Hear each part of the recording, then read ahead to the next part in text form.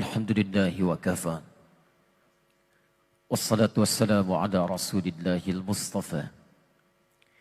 Wa ala alihi wa sahbihi wa man wafa. Amma ba'd. Faya ibadallah. Uzi nafsi wa iyyakum bitaqwallahi faqad fazal muttaqun.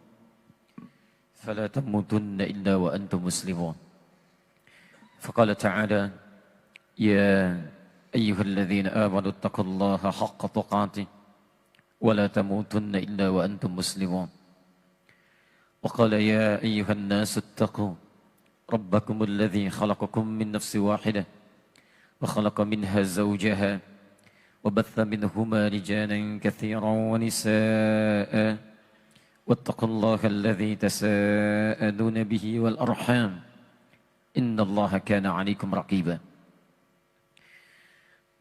Para asatidzah, alim ulama, hadirin sekalian, terkhusus keluarga besar UPI, Pak Herman Nawas dan seluruhnya, saya bermohon pada Allah Subhanahu wa taala semoga seluruh amal kebaikan yang telah ditenun, terkhusus juga dengan hadirnya masjid ini, diterima oleh Allah Subhanahu wa taala sebagai amal saleh yang dapat meringankan langkah ke surga insyaallah. Hadirin sekalian, alhamdulillah hari ini 5 Dzulhijjah 1438 Hijrah kita kembali diberikan kesempatan oleh Allah untuk hidup dan telah menunaikan salat subuh berjamaah beserta amalan sunnahnya. Sekali lagi kita bermohon pada Allah semoga salat yang telah kita tunaikan diterima oleh Allah Subhanahu wa taala dengan penerimaan terbaik insyaallah. Salat saking pentingnya itu ditunaikan, ia menjadi sekian di antara rangkaian ibadah yang tidak hanya ditunaikan, disyariatkan pada umat Muhammad sallallahu alaihi wasallam, tapi juga disyariatkan pada nabi-nabi dan umat sebelum beliau. Nabi Zakaria terekam dalam Al-Quran juga menunaikan salat. Quran surah ketiga Ali Imran ayat 39. Paling kanan sebelah atas di mushaf. Bahkan ketika beliau memohon untuk dianugerahi keturunan, itu pun beliau mohonkan dalam salatnya sampai dikabulkan oleh Allah Subhanahu wa taala. Fanadathul malaikatu wa huwa qa'imun yusalli fil mihrab anna Allah yubashshiruka bi Yahya. Malaikat menyeru Nabi Zakaria mengabarkan pada beliau ada kabar baik dari Allah. Anda akan punya keturunan, bahkan langsung namanya dari Allah Yahya. Kapan itu terjadi? Wa huwa qa'imun yusalli fil mihrab. Beliau dipanggil, diberikan kabar gembira dalam keadaan sedang salat di mihrabnya. Nabi Zakaria salat.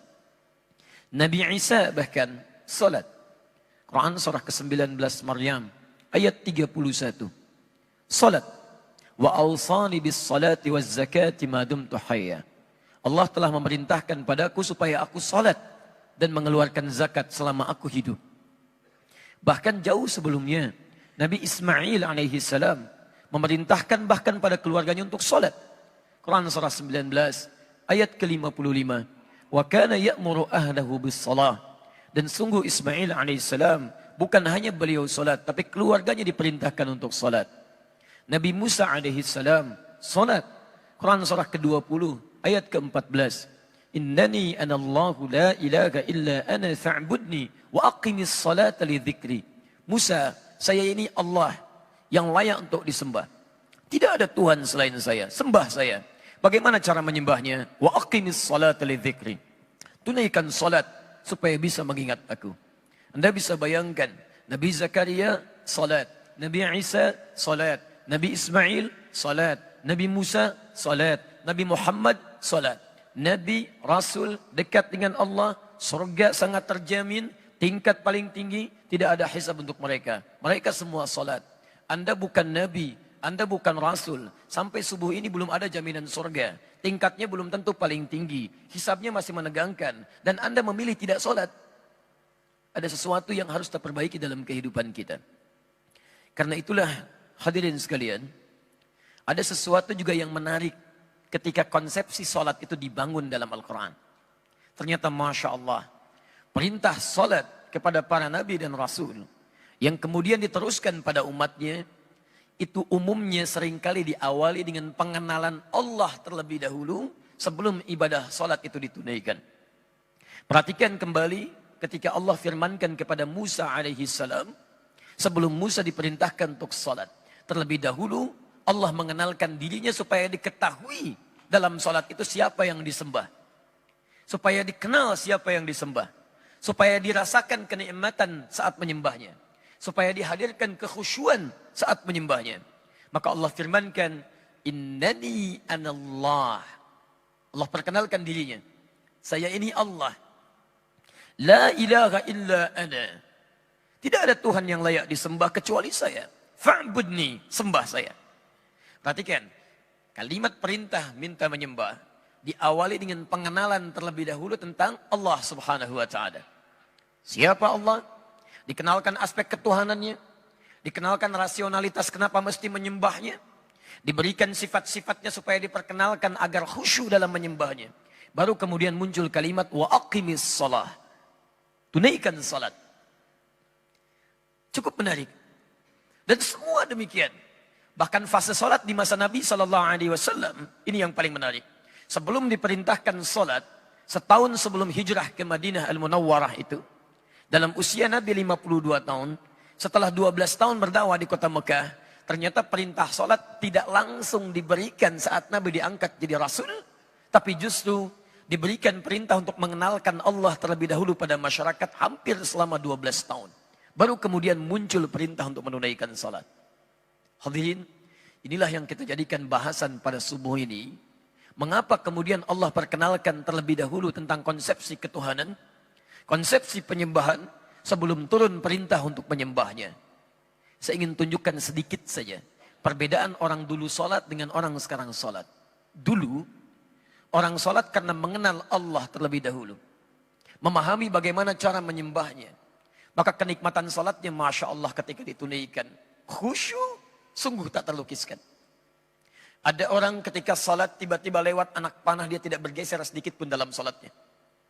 Ada orang yang kemudian dalam salatnya terhunus pedang. Dan dia Masya Allah masih meneruskan salatnya. Ada orang ketika dalam salatnya terkena duri.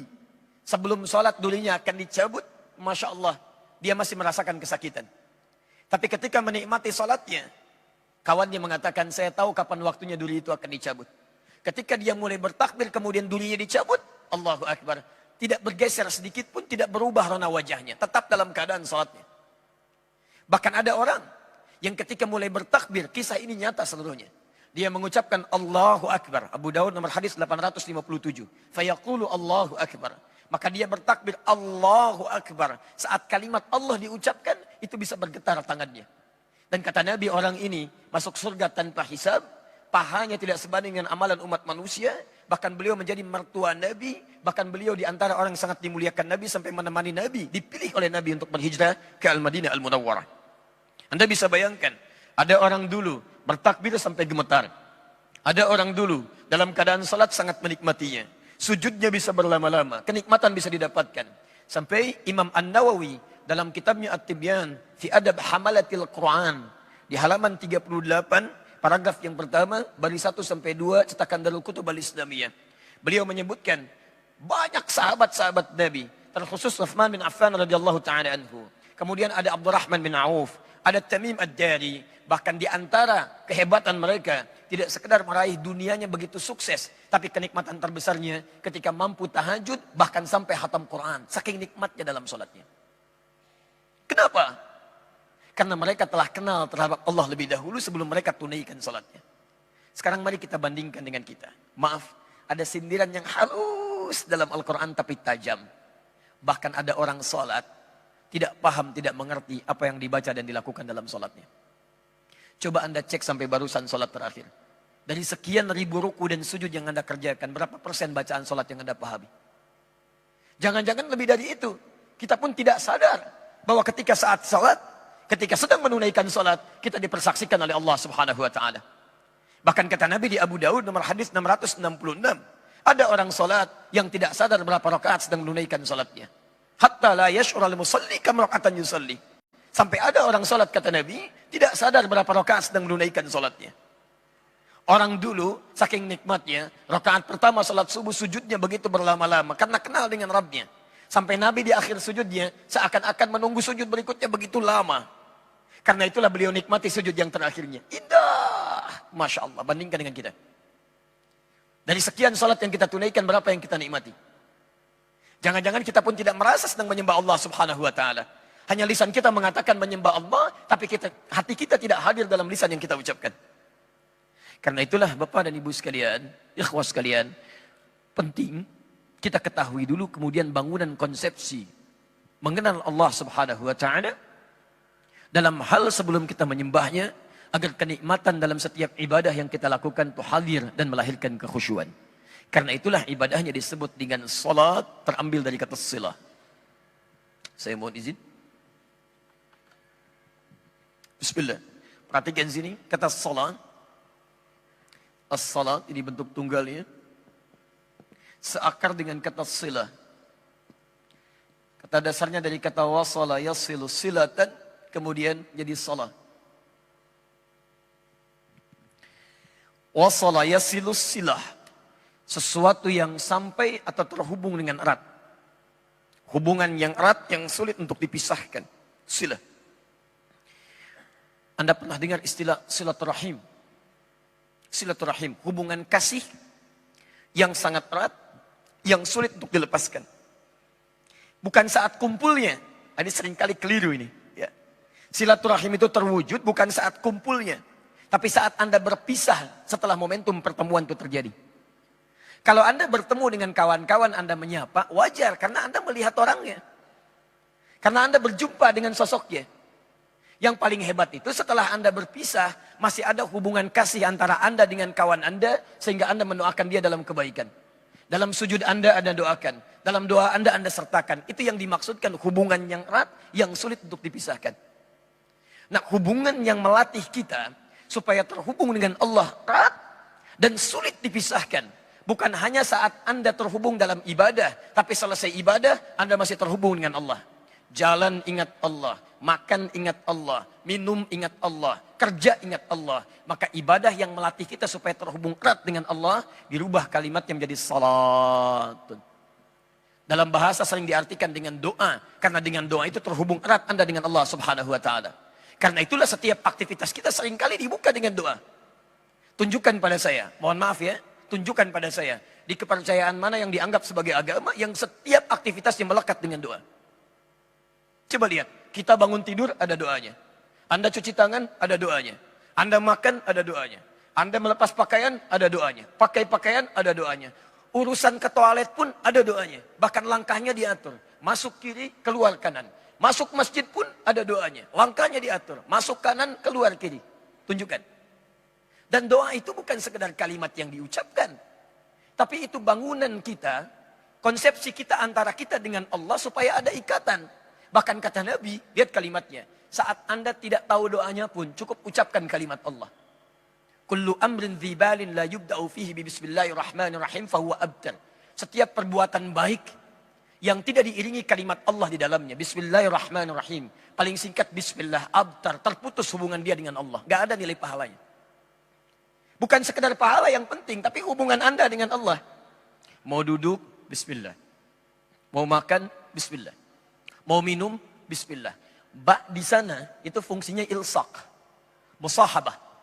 Ada 14 jenis ba dalam bahasa Arab. Lihat di kitab Mughnil Labib an Kutubil A'arib.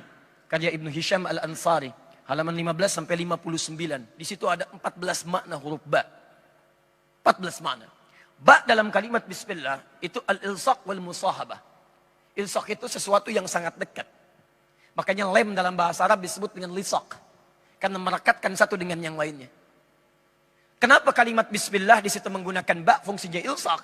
Artinya orang yang akan mengerjakan sesuatu menyebutkan bismillah seakan-akan kalimat Allah melekat dalam dirinya. Bismillah, saya akan minum karena Allah. Dan ketika dia minum, dia merasa dekat dengan Allah Subhanahu wa taala.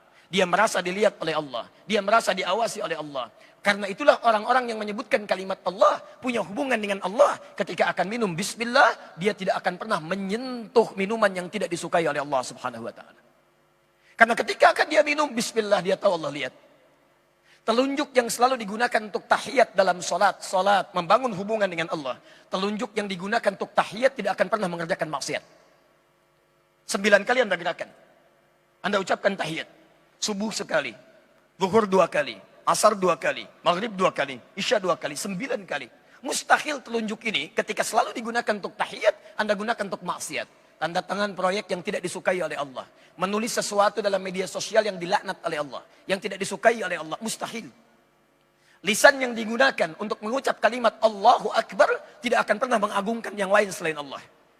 Lisan yang digunakan mengucap kalimat yang baik-baik dalam salat tidak akan pernah digunakan untuk mengucapkan kalimat yang kotor di luar salat. Karena itulah orang yang salatnya benar, yang kenal dengan Allah, maka perhatikan. Bukan saat salat saja dia kerjakan. Quran surah keempat An-Nisa ayat 103. Paling kanan agak sedikit ke atas. Lihat konsepsinya. فَإِذَا قَضَيْتُمُ الصَّلَاةِ Maka jika salat telah tuntas Anda kerjakan, فَذْكُرُوا اللَّهَ Maka orang yang salatnya benar, dia akan langsung ingat kepada Allah Subhanahu wa taala. Di salat yang dia kerjakan menjadikan dia ingat Allah. Qiyaman. Mau dia langsung berdiri, ingat Allah. Begitu selesai salat, Anda keluar, ingat Allah. Orang yang ingat Allah tidak akan melangkahkan kaki keluar masjid dengan kaki kanannya. Pasti kiri. Orang yang ingat Allah tidak akan tertukar sandal. Begitu dia menggunakan sandal orang lain, maka hatinya akan berkata, ini bukan punya kamu. Tinggalkan. Karena ingat Allah. Wa qu'udan, duduknya ingat Allah. Wa ala junubikum, bahkan sedang tiduran pun ingat Allah. Ketika setiap orang beringat dengan Allah Subhanahu wa taala dalam seluruh aktivitasnya, maka yang terjadi Ali Imran ayat 190. Inna fi khalqis samawati wal ardi wa ikhtilafil laili wan nahari la ayatin li ulil albab. Ayat 191 ya. Alladzina yadhkuruna Allaha qiyaman wa qu'udan wa 'ala junubihim wa yatafakkaruna fi khalqis samawati wal ardi. Rabbana ma khalaqta hadza batila. Subhanaka faqina 'adzabannar. Lihat langit, ingat Allah. Orang melihat langit cuma lihat bintang. Bintangnya bagus ya. Orang ini Masya Allah. Ada orang geologis, dia praktek, dia cari batu macam-macam untuk menemukan mineral. Masya Allah. Pernah terjadi di Libya. Kami sempat mengajar di kalangan teman-teman minyak. Ada orang yang sebelum belajar, begitu melihat batu, nih Ustadz, luar biasa batu ini. Ada kodenya. Satu begini, satu begini. Setelah dia belajar, balik lagi apa kalimat yang keluar di lisannya. Masya Allah. Masya Allah. Kalau bukan Allah yang menciptakan Ustadz, tidak ada tanda antara satu dengan yang lainnya. Kita bisa bedakan begini, begini, dan begini. Perhatikan. Perubahan terjadi. Ini yang disebut di hadis Muslim. Nomor hadis yang ke-8. Jilid yang pertama Kitabul Muqaddimah. Posisi paling kiri sebelah atas dari Umar bin Khattab radhiyallahu ta'ala anhuma. Sikap ini yang dibangun dengan pendekatan kepada Allah. Melahirkan konsep siapa yang disebut dengan ihsan namanya. Jadi kalau seseorang sudah dalam aktivitasnya selalu ingat Allah. Maka dia akan memastikan semua aktivitasnya sebagai ibadah. Dan dia merasa diawasi oleh Allah subhanahu wa ta'ala. Maka perhatikan kalimatnya. Ketika ditanya Nabi Muhammad SAW tentang ihsan, an ta'budallaha ka'annaka tarahu fa illam takun tarahu fa innahu yarak. Engkau menjadikan seluruh aktivitasmu sebagai ibadah karena Allah dan engkau merasa dilihat oleh Allah sekalipun engkau tak mampu melihatnya. Ya, Anda bayangkan. Ini ihsan namanya. Mau makan merasa dilihat Allah, mau duduk merasa dilihat Allah, mau sholat sangat merasa dilihat Allah. Itu ihsan. Dan ibadah pertama yang disebutkan di Quran, salat. Quran surah kedua Al-Baqarah ayat ketiga. Alladzina yu'minuna bil ghaib wa yuqimuna shalah. Setelah dia yakin terhadap Allah walaupun tak nampak dalam pandangannya, dia coba sempurnakan salatnya. Nah, ikhwas sekalian, sekarang persoalannya, jika kita ingin menghadirkan kekhusyuan dalam salat yang dimaksudkan, menikmati salatnya dan berdampak dalam kehidupan, sebelumnya coba dievaluasi dulu. Dari sekian solat yang telah kita tunaikan, berapa persen dari solat itu yang mengingatkan kita dengan Allah Subhanahu wa taala? Antum kerja ingat Allah tidak? Makan ingat Allah tidak? Mendidik anak ingat Allah tidak? Saya cek ya, saya cek. Kalau bapak ibu kedatangan tamu, baik. Bikin makanan tidak? Siapkan makanan? Siapkan minuman? Kenapa? Halo? Karena ada tamu. Lihat, orang yang ingat Allah akan beda cara berfikirnya dengan orang yang barangkali belum sampai hubungan dengan Allahnya terjalin dengan kuat. Perhatikan bahasa nabinya. Orang yang dekat dengan Allah ketika kedatangan tamu, kalimat pertama yang muncul yang disentuh imannya. Lihat, man kana yu'minu billahi wal yaumil akhir falyukrim dhaifah. Siapa yang merasa beriman pada Allah dan hari akhir maka muliakan tamunya. Ternyata orang ini membuat makanan, minuman memuliakan tamu, bukan tamunya mau datang, tapi karena Allah perintahkan. Ketika dia punya hubungan dengan Allah, semuanya karena Allah, lillah. Ketika saya mau buat minuman bukan karena orang lain mau datang, tapi karena Allah perintahkan. Kalau Allah nggak perintahkan, belum tentu saya kerjakan. Kalau cuma bikin minuman makanan karena tamu datang, apa bedanya Anda dengan yang belum beriman? Yang belum beriman pun begitu juga. Silakan bertamu pada non-muslim, Anda datang, dia akan siapkan minuman. Anda siapkan makanan. Lantas apa perbedaan Anda dengan yang lainnya? Yang membedakan adalah keimanan kita kepada Allah. Maka Masya Allah, saya buat minuman karena Allah perintahkan untuk itu. Maka hasilnya apa? Akan ada perbedaan. Anda kalau kerjakan segala hal untuk kepentingan manusia, dunia, bukan karena Allah, maka umumnya, maaf, seringkali hadir kecewa. Tiba-tiba sudah pesan makanan banyak, tamu nggak datang. Afwan akhi, maaf pak, saya nggak bisa datang. Ada acara mendadak. Ya, kok ya pak? Nggak apa-apa. Tapi anda kecewa karena makanan sudah dibuat, macam-macam dan sebagainya. Tapi ketika Anda kerjakan karena Allah, yang Anda kejar bukan hasilnya. Ingat, dalam pahala itu ada dalam prosesnya, bukan hasilnya. Mau tamunya datang, mau tidak, yang penting saya kerjakan perintah Allah. Begitu tamunya katakan, maaf pak, saya nggak bisa datang, ada acara penting. Oh baik pak, mudah-mudahan acaranya lancar, baik dan sebagainya. Bapak tidak apa-apa, tidak apa-apa pak. Malah Allah karuniakan makanan lebih buat saya hari ini, lumayan. Masya Allah. Nikmat gitu kan, enak. Nah bagaimana kita bisa membangun hubungan itu? Kalau hubungan Anda sudah dekat, ada ikatan yang sangat kuat. Ikatan dalam bahasa Arab disebut dengan akada. Akada. Ya, karena itu dalam pernikahan dibuka dengan akad. Ya, ketika Anda mengucapkan kalimat, dibuka dengan ijab dulu. Saya nikahkan engkau, saya kawinkan, hei fulan. Dengan putri saya fulana binti fulan fulana dan seterusnya. Dengan mas kawin sekalian, ya sekian dibayar tunai. Maka Anda katakan saya terima nikahnya, kawinnya si fulana binti fulan dengan mas kawin tersebut dibayar tunai. Itu kalimatnya disebut dengan akad. Kenapa disebut dengan akad? Karena dengan kalimat itu terikat kuat hubungan Anda antara Anda dengan istri Anda. Antara Anda dengan keluarga baru Anda. Saking kuatnya disebut dengan mahram bil musaharah. Seperti mahram. Kuat. Yang tadinya anak laki-laki ini nggak boleh melihat ibu mertuanya terbuka hijabnya, sekarang jadi boleh. Yang tadinya tidak boleh menyentuh tangan ibunda mertuanya, sekarang jadi boleh. Akad. Nah, ketika hubungan Anda kuat dengan Allah, dilatih dalam ibadah, dimanapun terikat Anda dengan Allah, maka konsepsi ikatan ini berubah jadi pedoman kehidupan. Dari akadah jadi akidah.